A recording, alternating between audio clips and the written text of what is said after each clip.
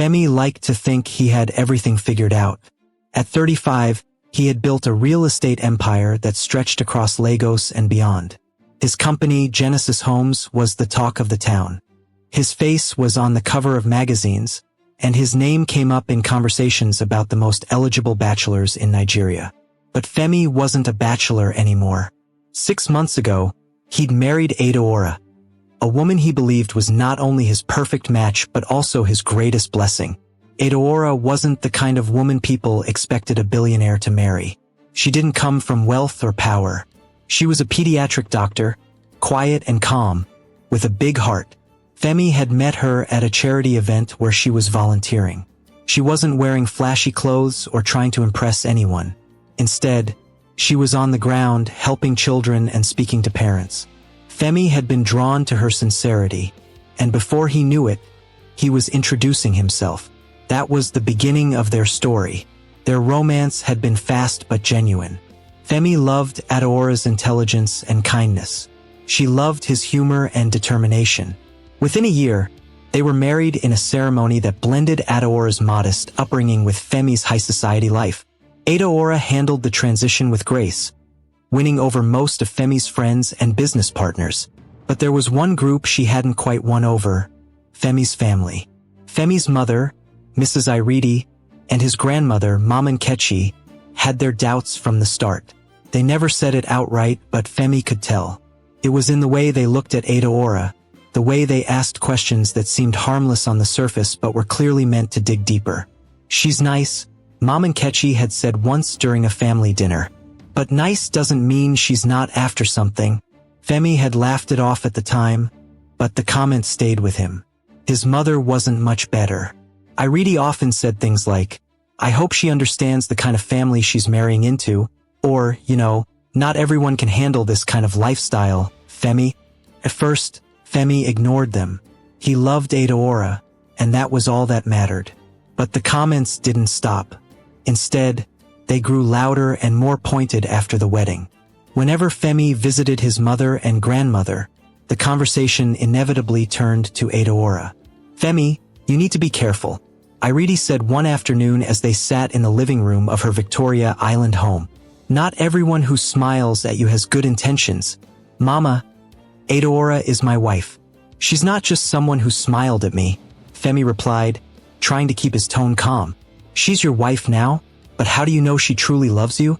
Mama Nkechi chimed in, her sharp voice cutting through the room.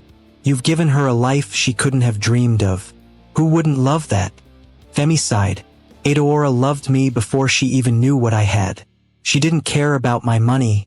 That's what she wants you to believe," Iridi said, folding her arms. "But you don't know what's in her heart." Femi leaned back in his chair, feeling the frustration build. He had been through this conversation too many times. No matter what he said, his mother and grandmother wouldn't believe him. "What do you want me to do?" Femi asked finally. "You want me to accuse my wife of something just because you're suspicious?" "We're not asking you to accuse her," Mama Nkechi said, leaning forward. Her voice softened slightly, but her eyes were as sharp as ever. "We're asking you to be sure, to test her." "Test her?" Femi repeated, raising an eyebrow. "What is this, a movie?" Mama Nkechi didn't smile. "This is real life, Femi. A woman can act sweet and kind until she gets what she wants.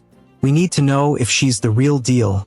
Femi stared at his grandmother, then at his mother, who nodded in agreement. He couldn't believe what he was hearing. "And how exactly do you plan to do this test?" Mama Nkechi straightened her posture. "I'll go to your house, pretend to be a maid, work for her, watch her closely, see how she treats people who can't do anything for her." For a moment, Femi was speechless. The idea was ridiculous. His grandmother pretending to be a maid? It sounded like something out of a soap opera. But the way Mama Nkechi spoke, she was completely serious. "No," Femi said firmly. "That's not happening." "Why not?" Iridi asked, her voice rising. "If she has nothing to hide, then she'll pass the test." "It's insulting," Femi said, standing up. "Adaora is my wife. She's not some criminal who needs to prove her innocence. And I can't believe you would even suggest something like this." Mama Nkechi remained calm, but her eyes narrowed. You think I don't care about your happiness? I'm doing this because I love you. I don't want to see you hurt. Femi shook his head. I don't need you to protect me. I'm a grown man. Even grown men make mistakes, Iridi said. And this is your future we're talking about, Femi. Your legacy. Your family. The word legacy hit a nerve. Femi had always taken pride in building a name for himself, but he also understood the weight of his family's expectations. For a moment, he hesitated. Was it possible they were right? Could he be blind to something because he loved Adaora too much to see clearly? Seeing his hesitation, Mama Nkechi pressed on. I'm not saying we'll find anything. Maybe she is as good as you think she is. But if she is, then this test will prove it. And if she's not, it's better to find out now than later. Femi sat back down, running a hand over his face. He hated this idea, but he also knew that his mother and grandmother wouldn't stop until they got their way. Fine, he said finally. You want to test her? Do it. But when she passes, I don't want to hear another word about this. Mama Nkechi's face softened, and for the first time that day, she smiled. You won't regret this, Femi. I already do, he muttered under his breath. That night, as Femi lay in bed beside Adaora, he couldn't shake the conversation from his mind. Adaora was reading a book, her glasses perched on her nose, looking as peaceful as ever. He wondered what she would think if she knew what his family was planning. The thought made him feel guilty, but he told himself it was only temporary. Once the test was over, everything would go back to normal. At least that's what he hoped. The following morning, Femi sat in his office, staring blankly at his laptop. He had a packed schedule, meetings with investors, site inspections, and strategy sessions, but his mind was elsewhere. His grandmother's words echoed in his head. Testing Adaora? Pretending to be a maid? It was ridiculous. But here he was, caught in the middle of it all. Later that afternoon, Mama Nkechi called him. She didn't waste time with greetings. I'll be at your house by 6, she said, her tone matter-of-fact.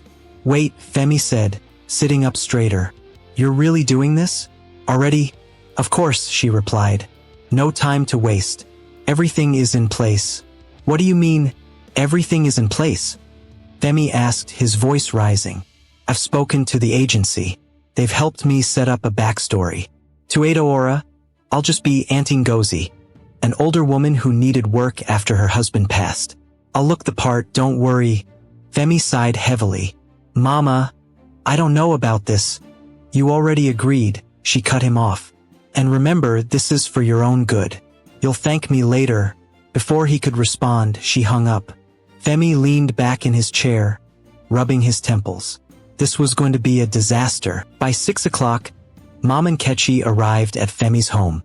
But this wasn't the Mama Nkechi everyone knew. She was wearing a plain brown wrapper, a faded blouse, and a headscarf that was tied loosely over her hair.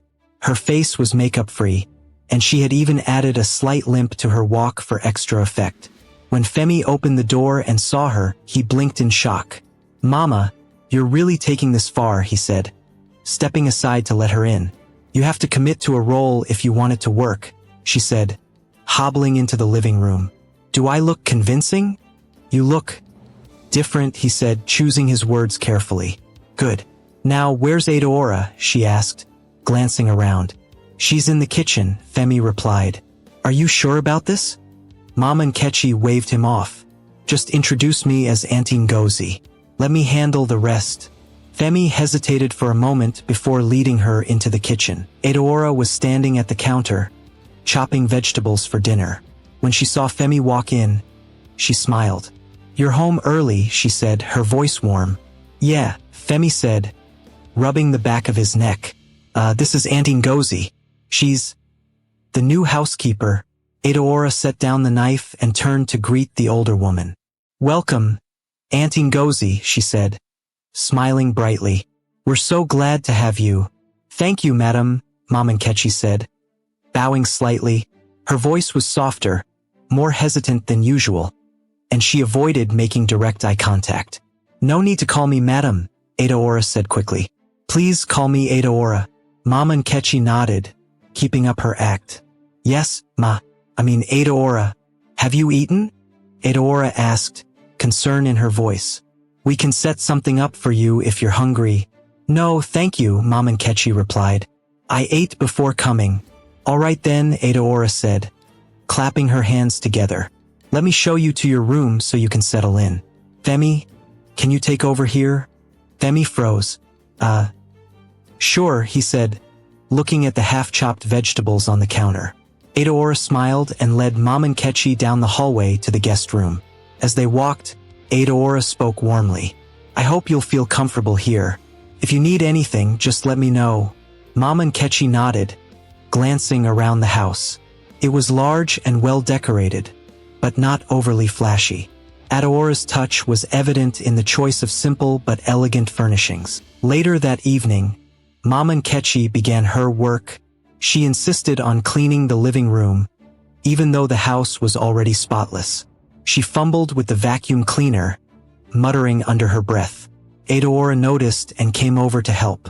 Here, let me show you how to use it, she said, demonstrating how to turn it on.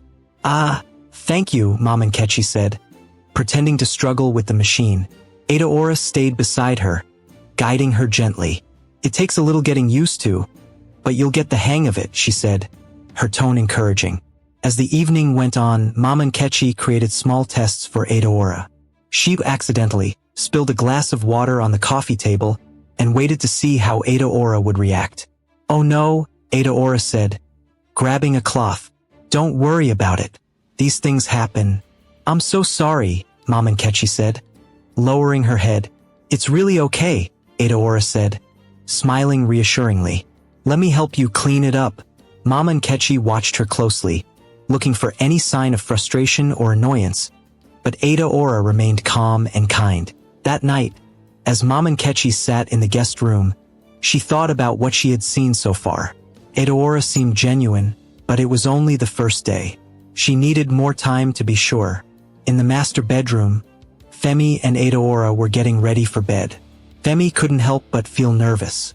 He didn't know how long his grandmother planned to keep up this act, and he worried about what would happen if Adaora found out. What do you think of Auntie Ngozi? Femi asked casually as he pulled on a t-shirt. She's sweet, Adaora replied, brushing her hair. She seems a little unsure of herself, but I think she'll settle in. Femi nodded, trying to hide his relief.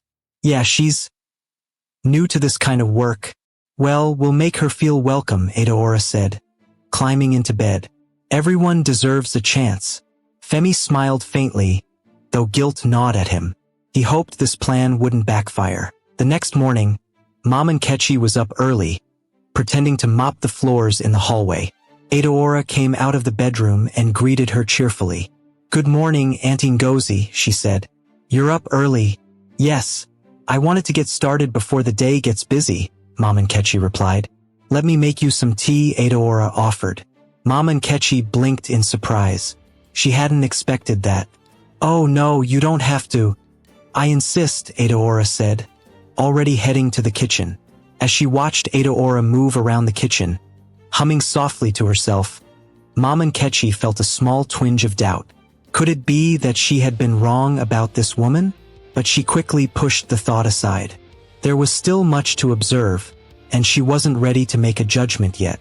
Over the next few days, Mom Nkechi continued her observations, looking for any cracks in Adaora's behavior. She deliberately made mistakes, broke small items, and even spilled a bowl of soup. But no matter what happened, Adaora remained patient and kind. By the end of the week, even Femi began to relax. Adaora seemed to be passing the test with flying colors.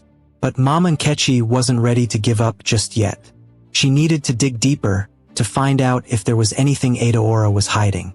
And so, as the first week came to an end, Mom Nkechi decided it was time to take her investigation to the next level. By the second week, things were starting to feel normal in the house, or at least that's how it seemed to Femi. Adaora had fully embraced having Auntie Ngozi around. She had even begun teaching her small tricks to make her work easier, like how to fold fitted sheets and clean stubborn stains. For Femi, it was a relief to see Adaora being herself. He was beginning to believe this crazy plan might actually work. But Mama Nkechi wasn't ready to let her guard down. To her, everything Adaora did still felt too perfect. She needed to see what Adaora was like when she thought no one was watching.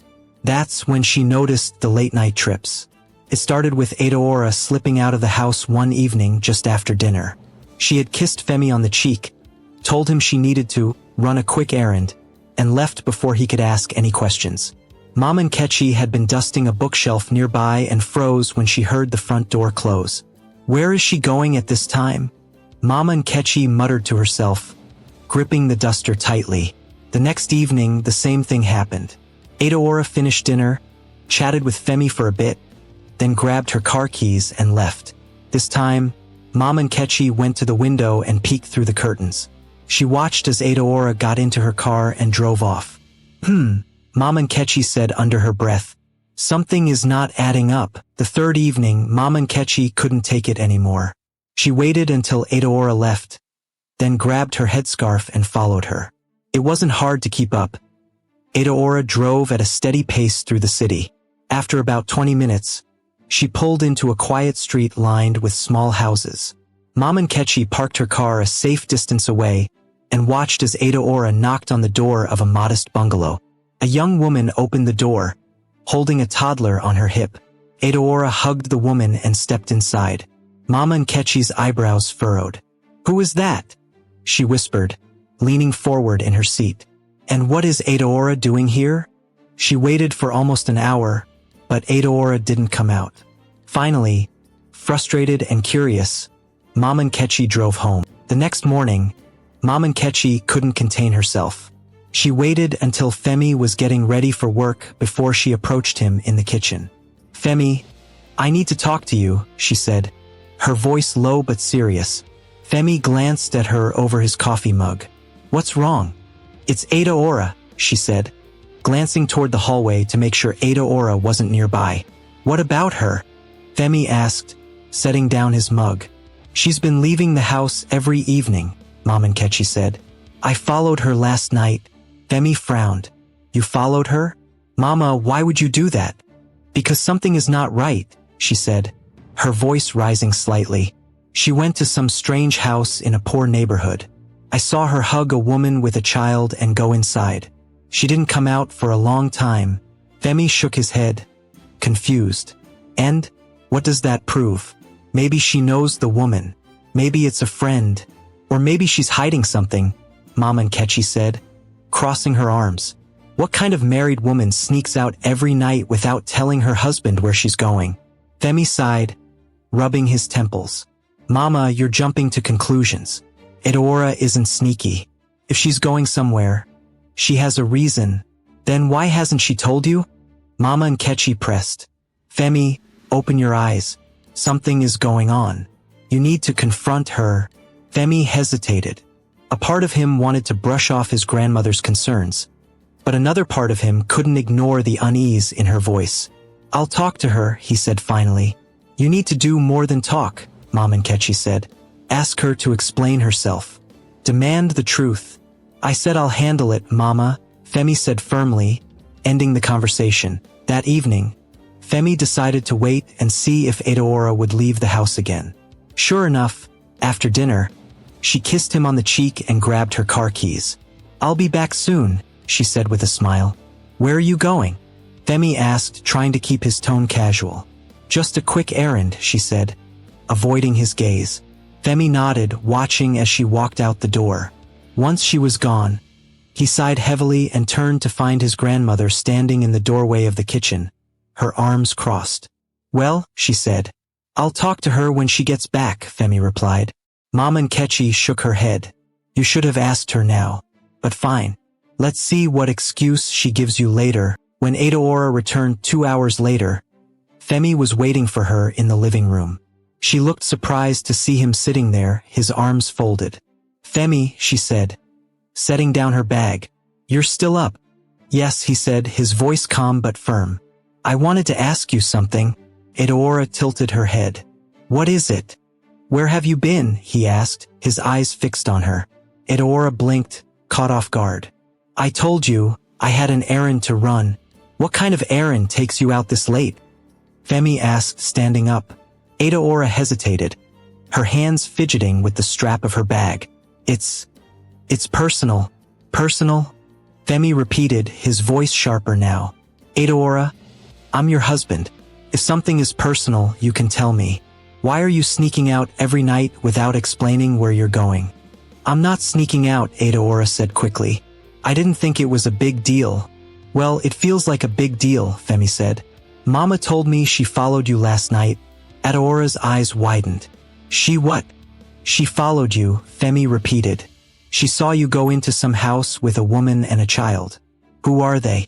What's going on? Adeora's face turned pale, and for a moment, she looked like she might cry, but she quickly composed herself. It's nothing bad, she said softly.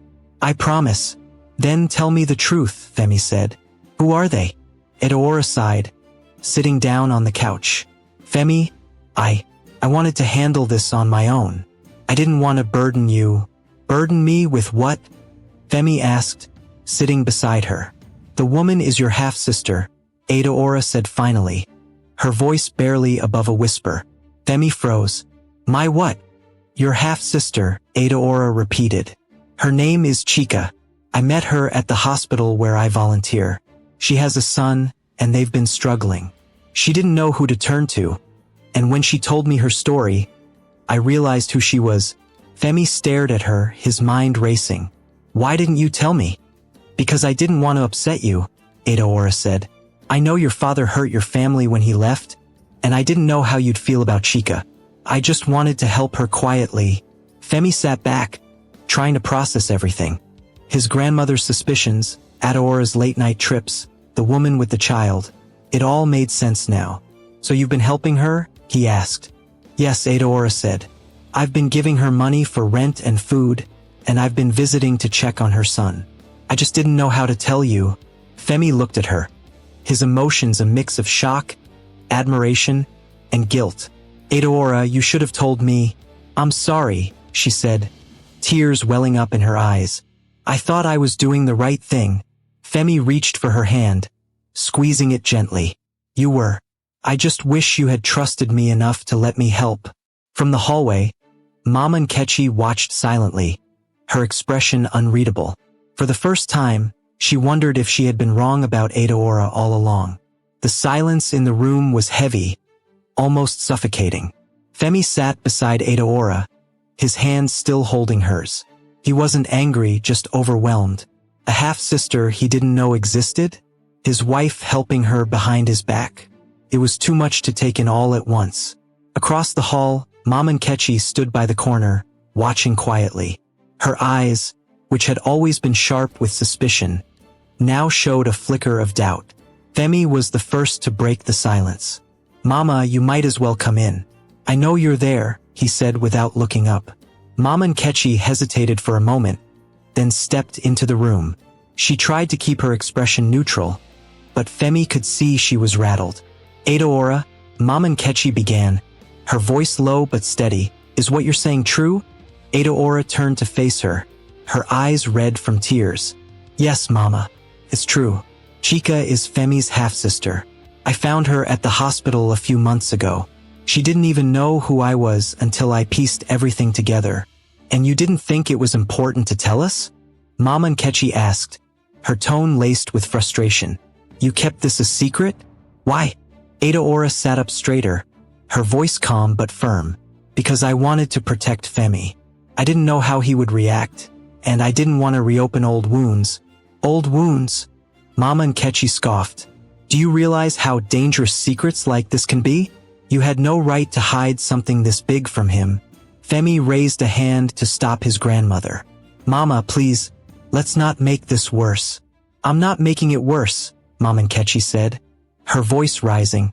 I'm trying to understand how this woman, your wife, thought it was okay to play God with our family.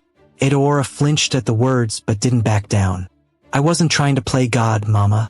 I was trying to help. Chica is struggling. She has a son, and they've been living in poverty. What was I supposed to do? Turn my back on her? Mama Nkechi opened her mouth to respond but stopped herself. She glanced at Femi, who looked like he was caught between a rock and a hard place. "You should have told me, Adeora," Femi said quietly. His tone wasn't harsh, but it carried the weight of his disappointment. Adeora's shoulders slumped. "I know, Femi. I'm sorry. I didn't want to hurt you." "Hurt me?" Femi shook his head. "Do you know what hurts? Finding out like this. Feeling like you didn't trust me enough to share this with me." Adeora wiped at her eyes. "It wasn't about trust. It was about timing. I was trying to find the right moment." Mom and Kechi, who had been pacing the room, finally stopped and turned to face them. "And what about Chica? What does she want?" "She doesn't want anything," Adeora said quickly. "She didn't even ask me for help at first. I offered. She's scared, Mama. She's been through so much. And she didn't think anyone in this family would accept her." Mama Nkechi's face softened slightly, but her tone remained stern. "Why would she think that? She's family." Adeora hesitated, choosing her words carefully. "Because of how your husband left her mother. Chica grew up feeling abandoned and rejected. She thought reaching out would only bring more pain." The room went quiet again. Mama Nkechi's expression shifted, and for the first time, she looked genuinely conflicted. After a few moments, Femi stood up. "We need to fix this," he said, his voice steady. "Chica is my sister. I need to meet her." Adeora's eyes widened. "Are you sure?" "Yes," Femi said firmly. "She deserves to know that she has a family who cares about her. I don't want her to feel abandoned anymore." Mama Nkechi sighed, rubbing her temples.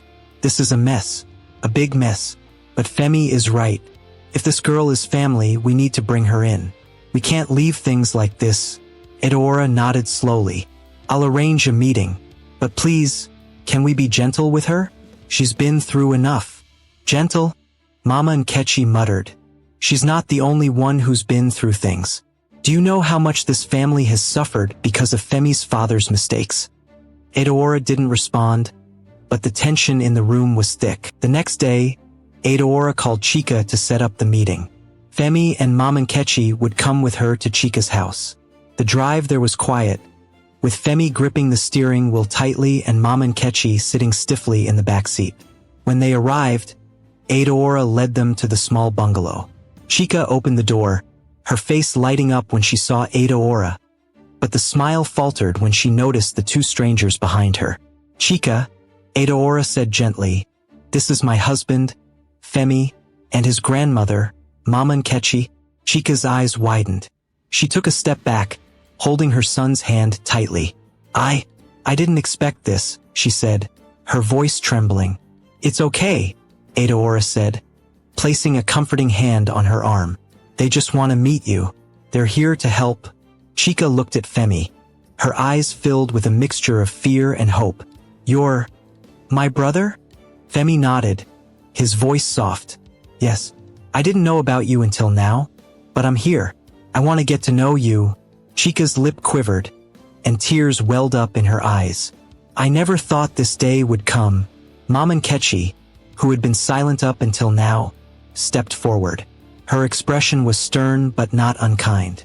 "Chica," she said, her voice steady, "I am your grandmother. I didn't know about you either, but if you're part of this family, then you belong with us." Chica stared at her for a long moment before nodding. "Thank you," she whispered. The visit was emotional, with Chica sharing bits of her story and Femi listening intently. Mama Nkechi, though reserved, asked questions and even played briefly with Chica's son. By the time they left, it was clear that the family was beginning to heal. In the car, Mama Nkechi turned to Adeora. "You did the right thing by helping her," she admitted reluctantly. "But next time, no more secrets. This family doesn't need any more surprises." Adeora smiled faintly. "I understand, Mama. Thank you for giving her a chance." Femi reached over and squeezed Adeora's hand. "We'll figure this out together," he said. And for the first time in weeks, he felt a sense of peace. The road ahead wouldn't be easy, but they were finally heading in the right direction. The drive back from Chica's house was quiet. Femi focused on the road, his grip on the steering wheel tight. Adeora sat beside him, glancing at him occasionally, trying to read his face. In the back seat, Mom and Ketchy stared out the window, her expression unreadable. Finally, as they approached the estate, Femi broke the silence. "She looks just like my father," he said softly, almost to himself. Edaora nodded, relief washing over her that he wasn't angry. "She does. I noticed it the first time I saw her. She's been through a lot," Femi continued, his voice tinged with guilt. "And we didn't even know." Mom and Ketchy let out a heavy sigh. "None of this is her fault. Your father, he left a trail of pain. But we can't change the past. We can only try to fix what's left." Edaora turned to look at her. "Mama, thank you for coming today. It meant a lot to Chica." Mom and Ketchy gave a small nod but didn't say anything. She was still processing everything she had learned. Later that evening, the family gathered in the living room. Edaora had prepared a light dinner, but no one seemed interested in eating. Femi paced back and forth, his thoughts clearly racing. "I keep thinking about how different her life could have been," he said suddenly. "If my father had been there for her, she wouldn't have had to struggle like this." "You can't blame yourself for his mistakes," Edaora said gently. "What matters is that you're here now." "But it's not enough," Femi said, shaking his head. "She's my sister. I should have been there for her." Mom and Ketchy, who had been sitting quietly, finally spoke. "Femi, no one is asking you to carry all the blame. What happened to Chica wasn't your doing. But now that you know, you have a responsibility to her. That's what family does." Femi stopped pacing and looked at her. "What do you think I should do, Mama?" "You bring her in," Mom and Ketchy said firmly. "You make her part of this family. That's the only way to make things right." Femi nodded slowly. "I'll do it. But I need your help. Both of you." Edaora smiled softly. "We're here, Femi. Whatever you need." The next few days were a whirlwind of planning. Femi wanted to make sure Chica felt welcomed, but he also wanted to handle everything delicately. Edaora suggested inviting her and her son for dinner at their house, a small step to help her feel comfortable. When Femi called Chica to invite her, she hesitated. "I don't know, Femi," she said over the phone. "I'm not sure I belong in your world." "You're my sister," Femi said gently. "You belong with us. Please, Chica. This is important to me." After a long pause, Chica agreed. "Okay, I'll come. But just for dinner." The night of the dinner arrived quickly. Edaora had gone all out, preparing a mix of traditional dishes and lighter options for Chica's son. Femi stood by the window, watching for her car. When Chica finally arrived, Edaora greeted her warmly at the door. "Welcome, Chica," she said with a bright smile. "Please come in." Chica stepped inside hesitantly, holding her son's hand. The boy clung to her leg, wide-eyed as he looked around the grand house. "This is my son, Daniel," Chica said softly. Edaora knelt down to Daniel's level. "Hello, Daniel. My name is Edaora. We're so happy you're here." The boy gave a small nod, still clutching his mother tightly. Femi walked over, his heart heavy with emotion. "Chica," he said, his voice soft. She looked up at him, her eyes glistening with tears. "Femi." Without another word, Femi pulled her into a hug. For a moment, she stiffened, but then she relaxed, letting the tears fall. "You don't have to be alone anymore," Femi said. "We're family." Dinner was a mix of emotions. Chica was quiet at first, clearly overwhelmed by the grand setting and the warmth of the family. But Edaora's gentle questions and Mom and Ketchy's occasional comments helped her relax.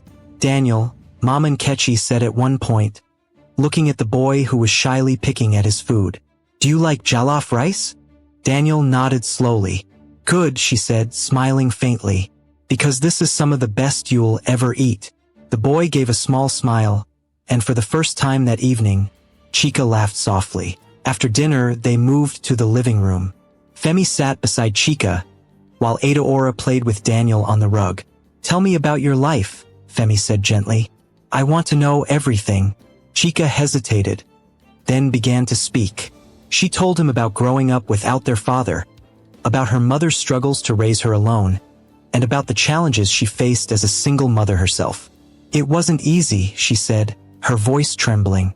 "There were times I didn't know if we'd make it. But I did what I had to do for Daniel. Femi listened intently, his heart breaking with every word. "I'm so sorry, Chica," he said. "I should have been there for you." "It's not your fault," Chica said, placing a hand on his arm. "You didn't know." "Well, I know now," Femi said firmly.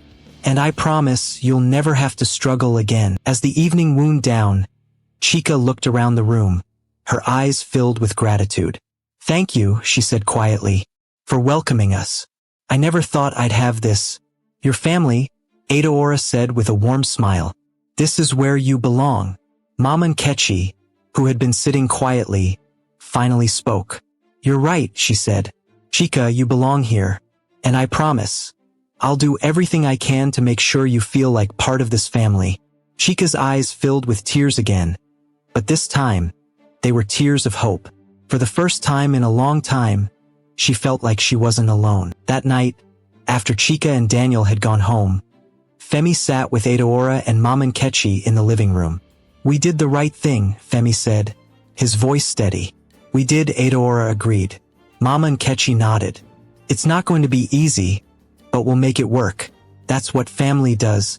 As the three of them sat together, the weight of the past began to lift, replaced by the promise of a brighter future.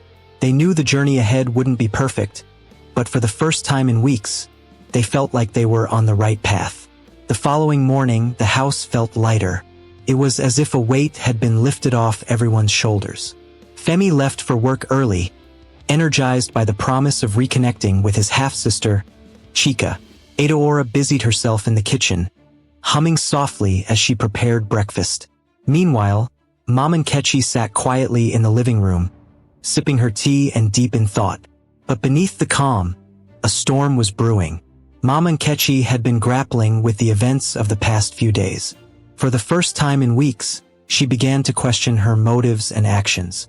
Was Adaora truly the schemer she had imagined? Or had she been wrong all along? The thought unsettled her. She decided to confront the issue head-on. It was mid-morning when Mama Nkechi found Adaora sitting on the patio, scrolling through her phone. The younger woman looked up and smiled warmly. "Mama, would you like some tea? I can make you a fresh cup," Adaora offered. "No, thank you," Mama Nkechi replied, her tone firm. She pulled out a chair and sat down, folding her hands neatly on the table.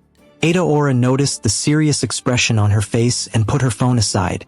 "Is everything okay? I need to ask you something," Mama Nkechi began, her eyes fixed on Adaora. "Of course," Adaora said, leaning forward slightly. "Why didn't you tell Femi about Chica earlier?" Mama Nkechi asked bluntly. Adaora sighed. She had been expecting this question, but it didn't make answering it any easier. "Mama, I told you before. I didn't want to hurt him. Femi has been through so much with his father's betrayal. I didn't want to reopen those wounds. But hiding the truth doesn't make the wounds heal," Mama Nkechi countered. "You should have trusted him." Adaora nodded, her gaze steady. "I know that now, but at the time I thought I was protecting him. I thought I was doing the right thing. And what about me?" Mama Nkechi asked, her voice rising slightly. "Did you think you could fool me? That I wouldn't see through you?" Adaora frowned. "Mama, I never tried to fool you. I respected you from the beginning, even when you didn't trust me. Then why did you make it so hard for me to trust you?" Mama Nkechi snapped, her voice sharp. Adaora's eyes widened, and for a moment, she looked genuinely hurt. "Mama, I've done everything I could to show you that I love Femi. I've treated you with respect, even when you tested me, doubted me, and made me feel like I didn't belong. What more do you want from me?" The words hung in the air, heavy and raw. Mama Nkechi opened her mouth to respond but found herself at a loss. For the first time, she realized how much pressure she had put on Adaora, how unfair she had been. "I only wanted to protect my grandson," Mama Nkechi said finally, her voice softer now. "You have to understand that." "I do," Adaora said gently. "But love isn't something you test, Mama. It's something you feel, something you trust. I love Femi with all my heart, and I've never given you any reason to doubt that." Mama Nkechi looked down at her hands, her emotions swirling. "Maybe I've been too hard on you," she admitted reluctantly. Adaora smiled faintly. "You've been a mother and a grandmother for so long. I understand why you're protective. But please, Mama, give me a chance. Let me show you who I really am." For a long moment, neither of them spoke. Then, slowly, Mama Nkechi reached out and placed her hand over Adaora's. "I'll try," she said softly. Adaora's smile widened. "Thank you, Mama. That's all I ask." Later that evening, Femi returned home to find the two women laughing in the kitchen. The sight made him pause, a smile creeping across his face. For weeks, he had worried about the tension between them, but now, it seemed like things were finally starting to change. "What's going on here?" he asked, stepping into the room. Adaora turned to him, still smiling. "Mama was just telling me a story about you as a child. Apparently, you were quite the troublemaker." Femi groaned. "Oh no, not the stories again." Mama Nkechi chuckled. "He thinks I've forgotten all his antics. But I remember everything." Femi rolled his eyes playfully. "Well, I'm glad you two are getting along. It's about time." Adaora and Mama Nkechi exchanged a look, their smiles growing. The next day, however, things took an unexpected turn. Mama Nkechi had decided it was time to come clean about her secret identity. She couldn't carry the guilt any longer. She found Femi in his study going over some paperwork. "Femi, we need to talk," she said, her tone serious. Femi looked up, concerned. "What is it, Mama?" "It's about me," she said, sitting down across from him. "And this whole test I've been putting Adaora through." Femi frowned. "What about it?" Mama Nkechi took a deep breath. "Adaora doesn't know who I really am." "What?" Femi sat up straight, his eyes narrowing. "What do you mean?" "She thinks I'm Auntie Ngozi, a maid," Mama Nkechi admitted, her voice tinged with shame. "I wanted to see how she treated people she thought were beneath her. I thought it would show me her true character." Femi stared at her, stunned. "Mama, you've been living in our house, pretending to be someone else, and Adaora doesn't know? Are you serious?"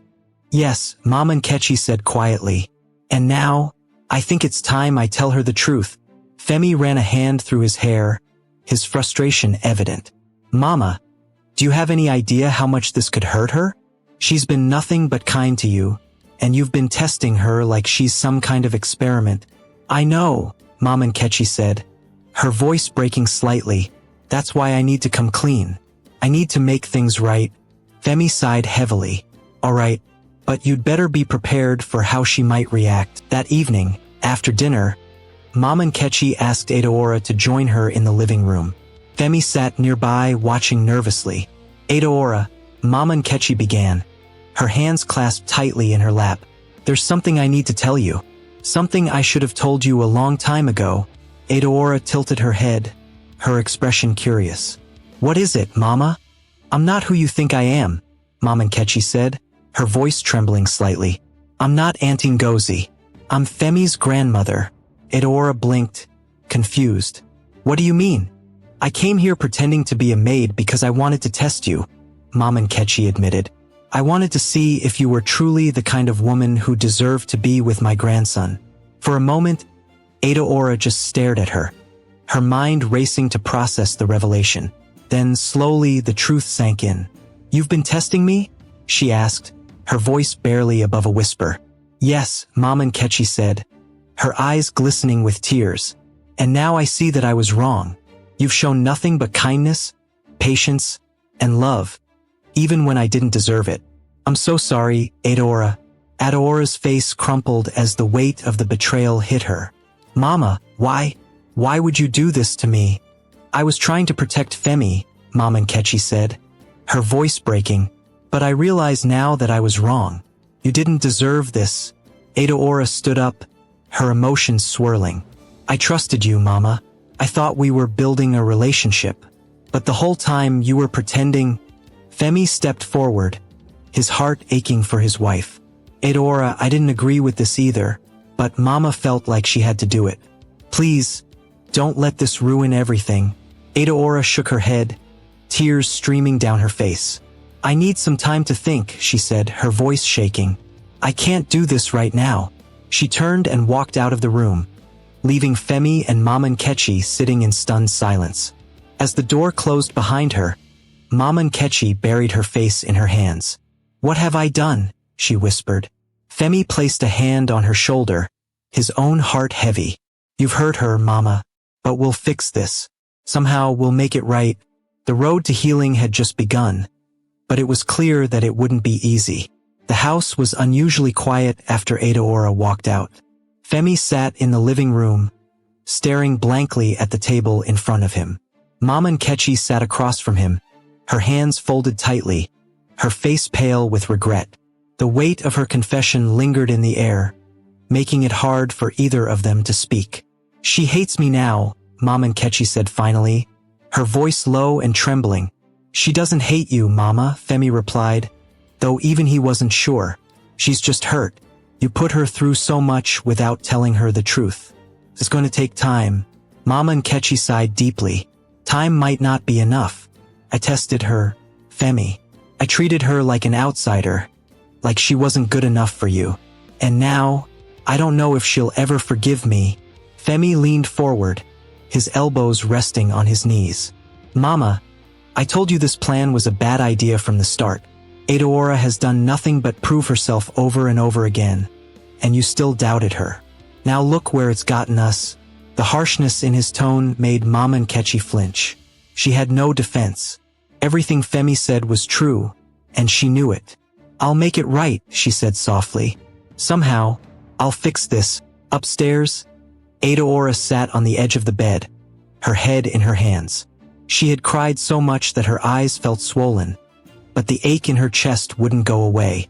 She replayed Mama Nkechi's words in her head, each one cutting deeper than the last. There was a soft knock at the door. Adaora didn't respond. A moment later, the door opened, and Femi stepped inside.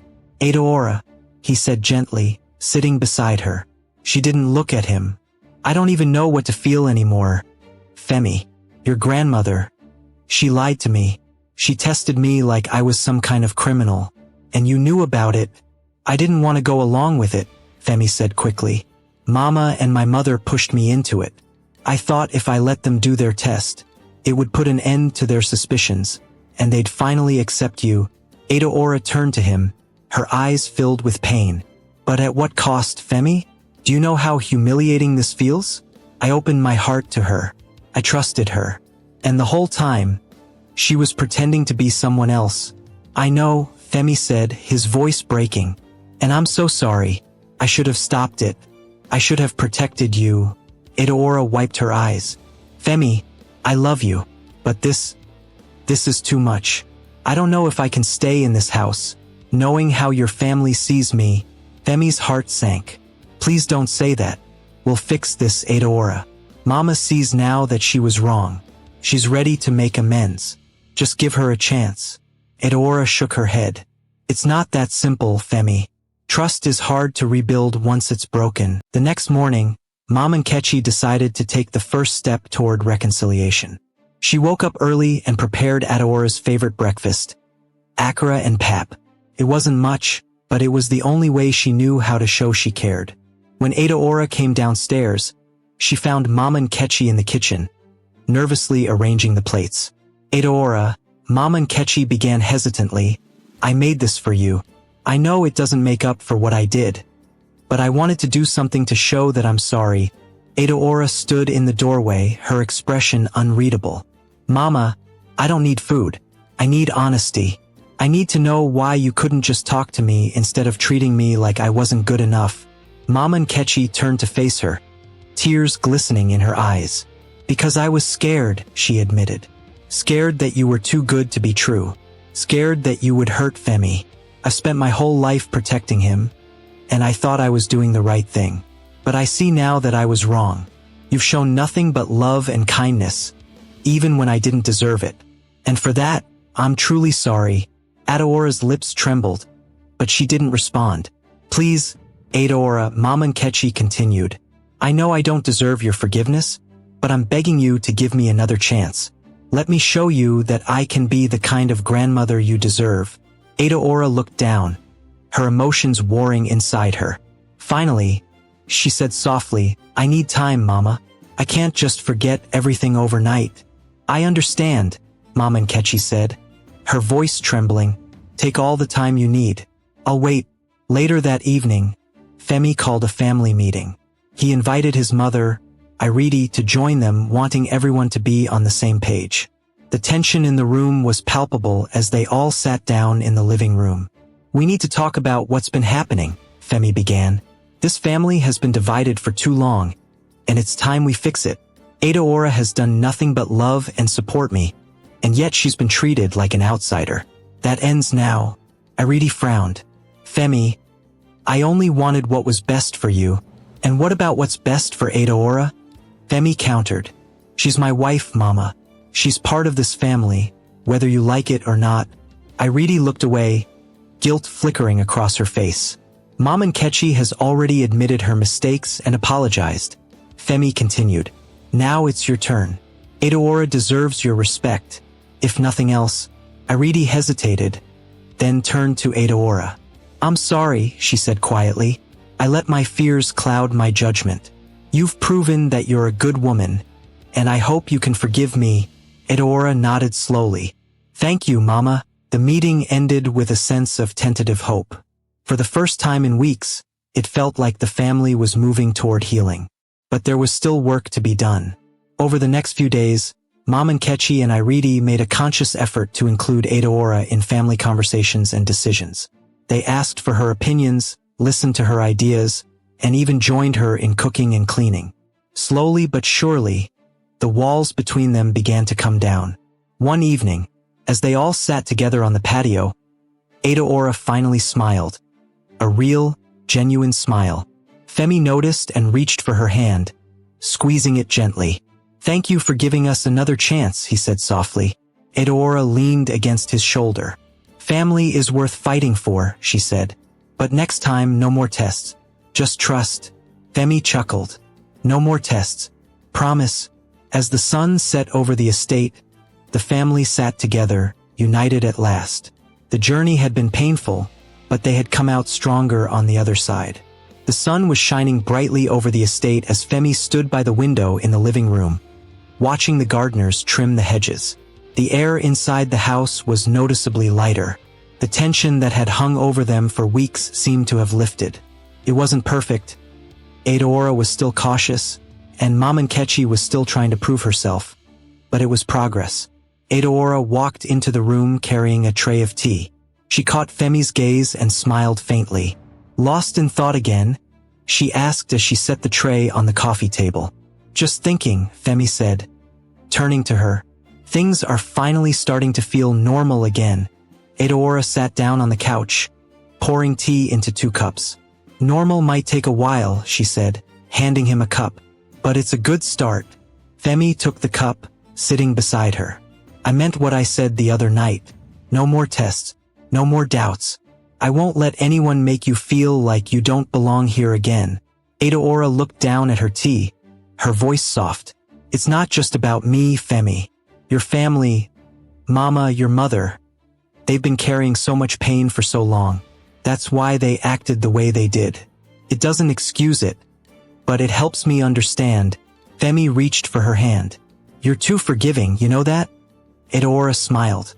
It's not about forgiveness. It's about moving forward. Later that evening, the family gathered for dinner. It was a special occasion. Mom Nkechi had insisted on cooking the main dishes herself as a way to show her gratitude to Adaora. The dining table was filled with steaming bowls of egusi soup, jollof rice, and grilled chicken. The smell alone made Femi's mouth water. As they sat down, Mom Nkechi cleared her throat. Before we begin, I want to say something. Everyone turned to look at her, curious. I know I've made mistakes, Mom Nkechi began, her voice steady. I've been stubborn, suspicious, and unfair. But I've also learned a lot these past weeks. Adaora, you've shown me what it means to truly love and care for someone. You've shown me that I was wrong about you. And for that, I am deeply sorry. Adaora looked at her, surprised by the sincerity in her tone. Thank you, Mama. That means a lot. I'm not finished, Mom Nkechi said, a small smile tugging at her lips. I also want to officially welcome you into this family. You've earned my respect and my trust. And I'm proud to call you my granddaughter. Adaora's eyes filled with tears.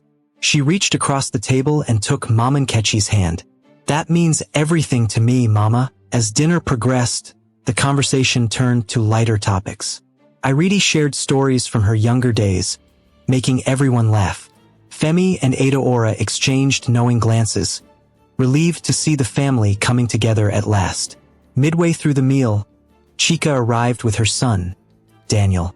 Femi had invited them, wanting to make sure they felt included. Chika was hesitant at first, but the warm reception quickly put her at ease. "Chika," Mama Nkechi said, standing up as she approached, "come and sit with us. We're family now." Chika blinked in surprise. "Thank you, Mama." As Chika sat down, Daniel shyly climbed onto Adaora's lap, much to everyone's amusement. "You've made a new friend," Femi teased, grinning at his wife. Adaora laughed. "I think he likes me." "He has good taste," Femi said, winking. After dinner, the family moved to the living room for tea.